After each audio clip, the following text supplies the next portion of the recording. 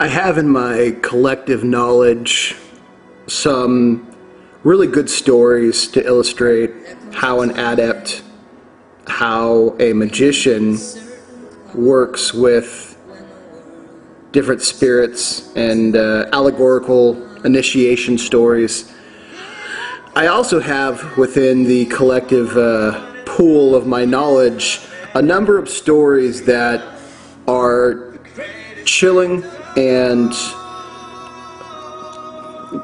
just as dark as you can get because of the implications. And one of them happens to come from Italy, and I really believe that this was a story based on perhaps the group that began the Bavarian Illuminati. So this is the Bavarian chapter, and there's a lot of misinformation and unconfirmed stories about that group that I don't want to get into right now, because the real point is there is a dark adept, you'd call him a necromancer, who is walking with his young student, and this young student has a dog who has just had a litter of puppies. And this dog wasn't exactly very nice to his young apprentice. And the master says, if your dog brings you one of her puppies, you may beat her with sticks, hit her with stones, and even stomp her puppies in front of her, and she will forever defend you. Lo and behold, later in that day, the mother brought one of her puppies over to the young apprentice and laid it in his lap. The master then walked over to the puppy, grabbed the puppy by the head, and in front of the mother snapped its neck. He then looked at the young apprentice, who was in shock and horror, and said, "That is the ultimate form of submission. That dog will be every person that we meet."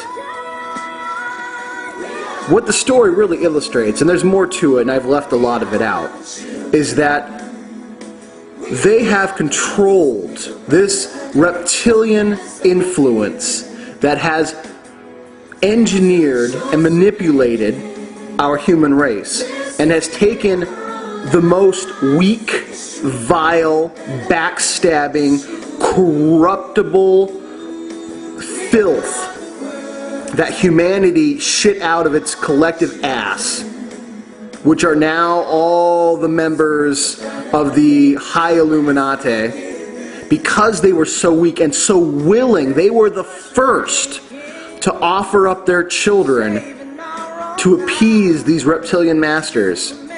They were the ones who were the weakest link in in all of humanity's chain.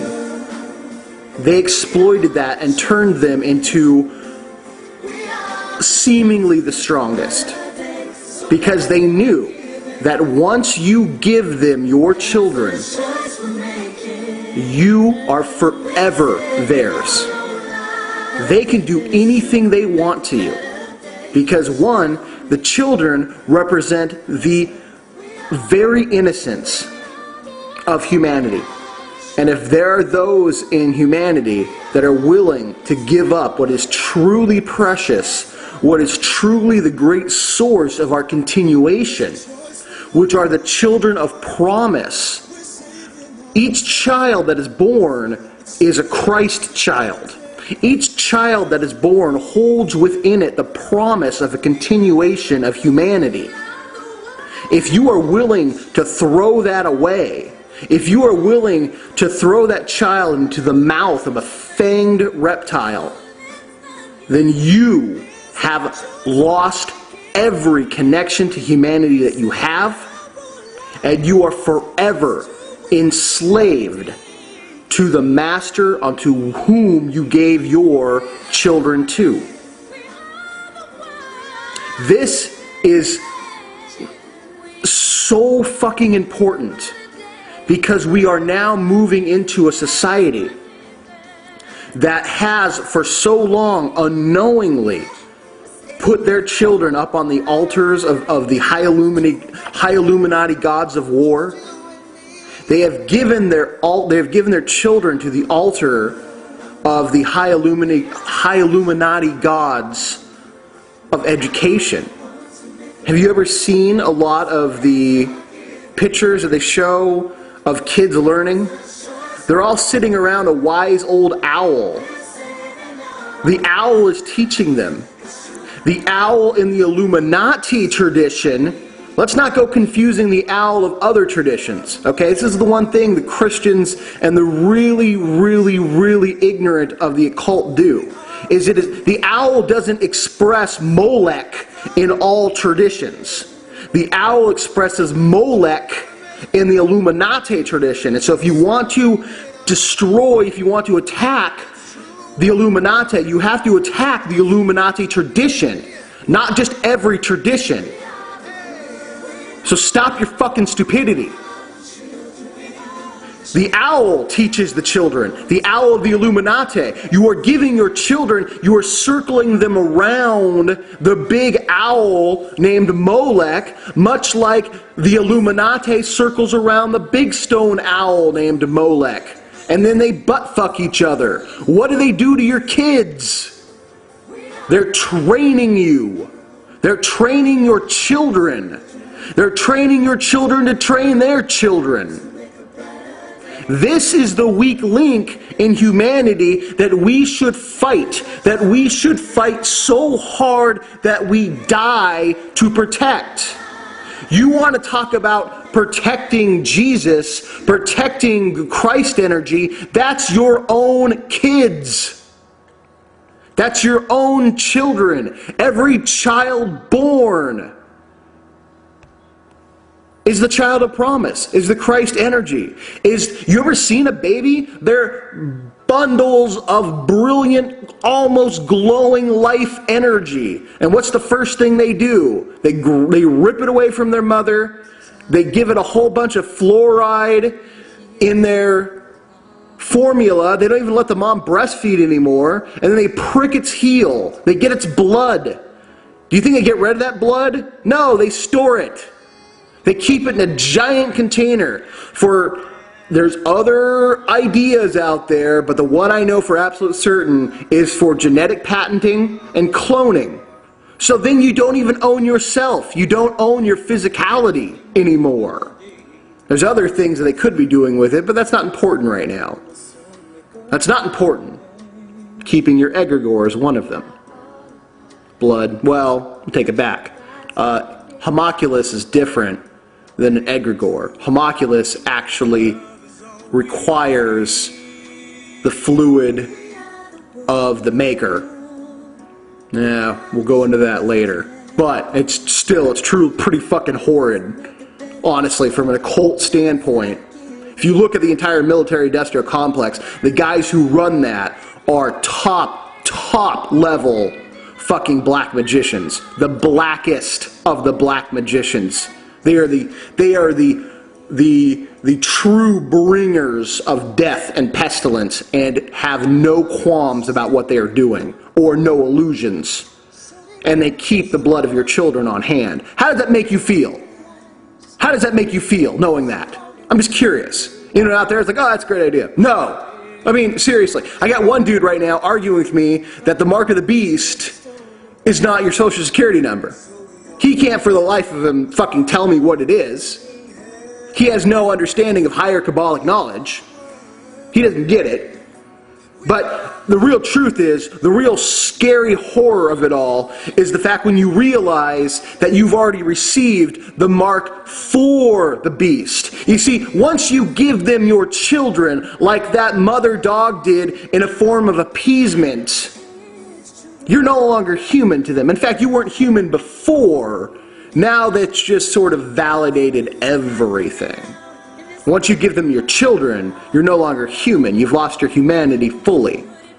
It is said in the Talmud, which is one filth, hate-ridden book, that the Goy, the Gentile, was formed like a human so that the Zionist wouldn't have to be served by beasts. Do you see what they're saying? They're saying the Zionist can have sex with you, can rape your wife, can molest your children. Apparently, a Zionist in the Talmud can have sex with a child at the age of 3, as long as it is a Goy child, because that child isn't technically human and has no rights. But I mean, I really think it is because the Zionists have, you know, universally extremely tiny dicks, and only a 3-year-old would be like, wow, it's kind of big. Rockefeller syndrome. But, so they're saying that it is by the blessing of their cursed, awful abominations of deities that Goys, who are not part of the Illuminati, who are not part of their chosen, who are not the Zionists, don't look like animals, because at least they don't have to be served by things that look like animals. They can be served by things that look human. You know what I'm saying? This is really what this is about. This is how they treat you. This is how they see you. And because our humanity has given up their most precious gifts and cargo to these fucking monsters, these fucking vicious, criminal scum whores, these worshippers of interdimensional reptile filth. This gives them that consent, that justification that they need to continue this horrid ritual act of enslavement. Because in the Illuminati, there is a deep mystery between master and slave. A almost religious-esque quality. And this religious-esque quality existed in a number of areas. It existed even in Germany for a while. It existed deep in Africa, okay, where there was a religion of slave takers, okay? Now this came from the fact that those German and those African kings and queens willingly gave up their people to be taught this so-called secret knowledge. And then passed it on because now they had received that knowledge and would become the perfect slave for those reptilian masters.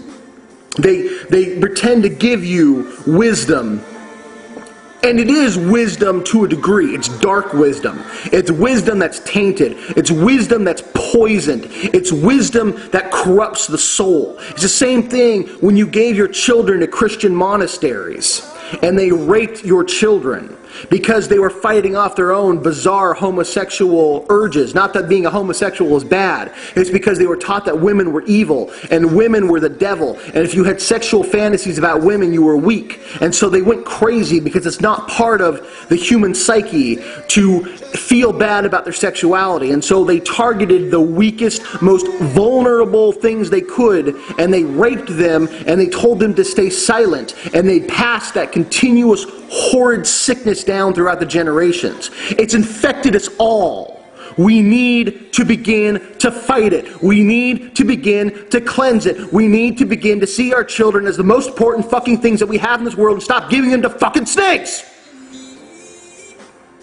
Man! So, a little riled. I want you to really take that information in. I'm going to be back today with the video that I think is really going to help unite us. It's not necessarily part of the orders tradition, but it's part of my family tradition. And that's still a very valid tradition. And it's one further way that we can take this step into reclaiming and defending what is most precious to us. I'll be back.